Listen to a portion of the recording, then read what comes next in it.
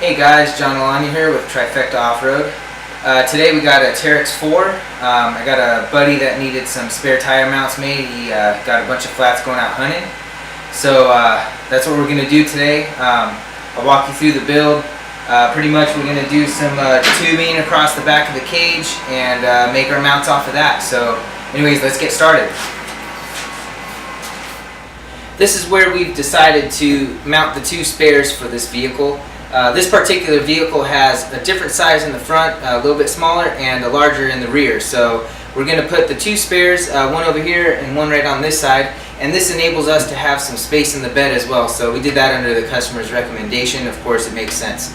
Cool little trick here, just to show you guys. This is some 1.5 inch angle iron aluminum, and what we do with that is I was able to strap it to the back of the cage and get it centered. And this way it gives us a reference mark to decide how far out we need to come with our bends, and then we can figure out what kind of bends we need to make in the tubing to make this structure on the back here.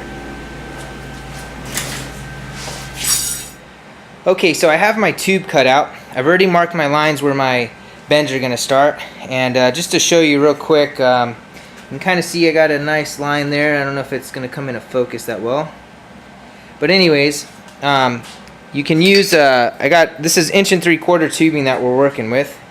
And what I did is I have a 2 inch 120 wall tubing that I cut in half. And I use that to mark my lines. You can kind of see there it wraps around the tubing.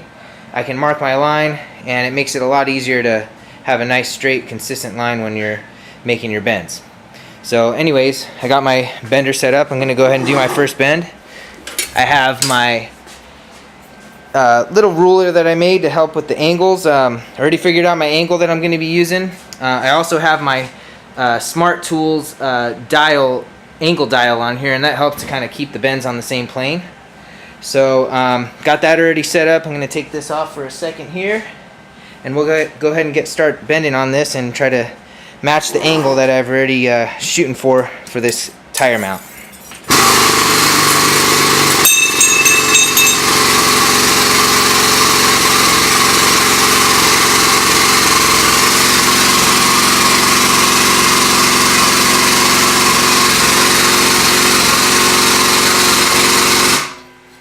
Alright, so we're getting pretty close here to where the bend needs to be. You definitely don't want to overbend.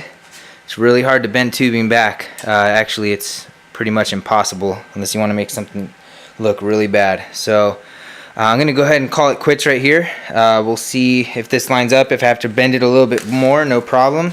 Also, cool little trick on these pneumatic benders. If you can see here, I do have the angle markings on there, but I really don't use it at all. I found it easier to just measure how far the ram is coming out to this point here, and well, it's definitely not going to focus, but we're looking at about 8 3/16. So I'm going to go ahead and match that on the second bend, and then that way we'll ensure that we have the same bend for both of our bends here, same angle. Okay, so to jump forward, I was able to get the tube bent. I already did the notch. I used my digital angle finder that you see here to zero out to the chassis, and I use that to get this tube to be straight with the chassis as well. Next, what we're going to do is, I've already tacked it in place.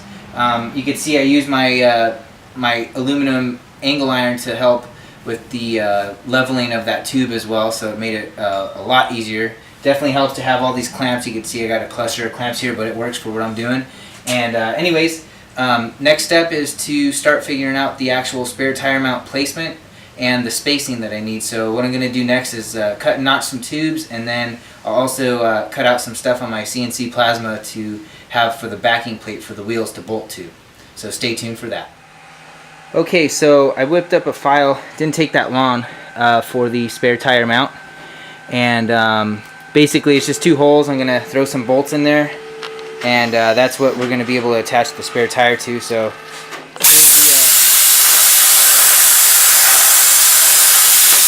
here's the plasma cutter doing its thing. Makes my job a lot easier.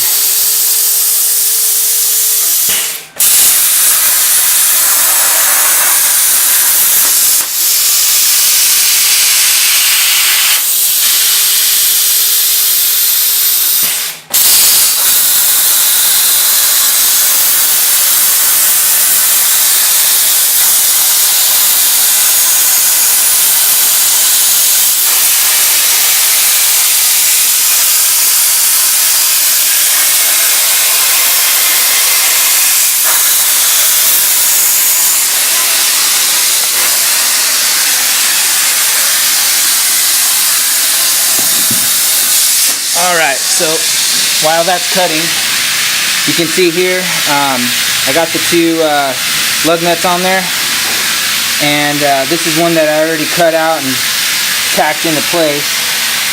Still got to finish welding it, but anyways, you get the idea. We'll be able to bolt our wheel to this and then weld a tube that's notched to go to our structure that we built off the cage there. So anyways, we'll get on to that next. Okay, so fast forward a little bit. I've gotten to final assembly. I've already welded everything up together here. Added some gussets on the back side of the spare tire mount just to help in case when they're going off-road that the tire has a little bit of weight on this. It's not going to fall off or anything like that. So got it on there. Basically secures with lug nuts. We're going to put the same lug nuts that are on the vehicle, so in case they do lose some, they have spares here along with the spare tire. So let me show you real quick how it works.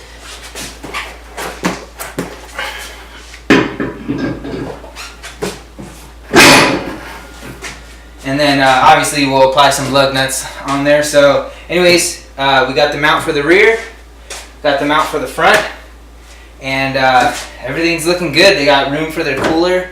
Already checked that, so pretty successful build. If you guys have any questions, please let me know. Leave some comments in the comments down below. I'd like to see, if you guys got any questions about certain things that I've done on this project, ask and I'll make a video in regards to that specific topic. This is a first time go around, just trying to see how it goes. So first video, little fails here and there, but that's alright, man. We'll make it good as we go, and I'll see you on the next project, whatever it ends up being. So thanks again from Trifecta Off-Road. This is John Alania signing out.